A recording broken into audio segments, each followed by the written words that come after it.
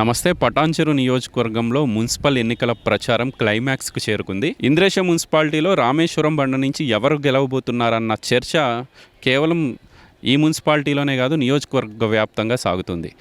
ఈ ఎన్నికలకి చివరి ఇంటర్వ్యూ, ఎందుకంటే ఎన్నికల ప్రచారం కూడా సమయం అయిపోతుంది కాబట్టి మనతో పాటు నాగరాజు గారు అందుబాటులో ఉన్నారు.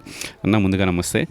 చాలా చక్కగా ప్రచారం ముగించుకొని మీరు ఈరోజు కంప్లీట్ చేశారు. మరొక 2 రోజుల్లో ఎన్నికలు.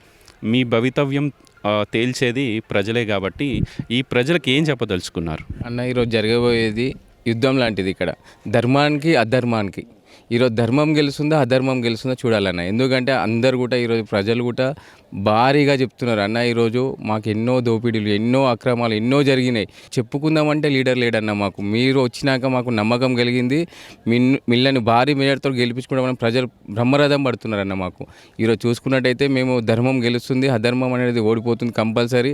వాళ్ళు ఎన్ని ప్రలోభాలు పెట్టినా, డబ్బులు ఇచ్చినా, భయపెట్టినా ఒకటే మాట చెప్తున్నారు, అన్న మేము డబ్బులు ఇచ్చినా భయపెట్టినా ఎక్కడ కూడా వెనక జరిగేది లేదు, మేము వేసేది ఒకటే గుర్తు, అది చేతి గుర్తు అన్న. నేను భారీ మేయర్తో గెలిపించుకుంటాం. 6, 7, 8, 9 ఈ 4 వార్డులలో కూడా భారీ మెజార్టీతో గెలుస్తున్నామన్నా. ఇది సీనన్నకు, మదన్నకు, రేవంత్ అన్న గిఫ్ట్గా ఇస్తామన్నా. ఈరోజు ఎగ్రేష జెండా ఏదైనా ఉందంటే ఇంద్రేశ మున్సిపాలిటీలో కాంగ్రెస్ చైర్మన్ కంపల్సరీ అవుతామన్నా ఇక్కడ.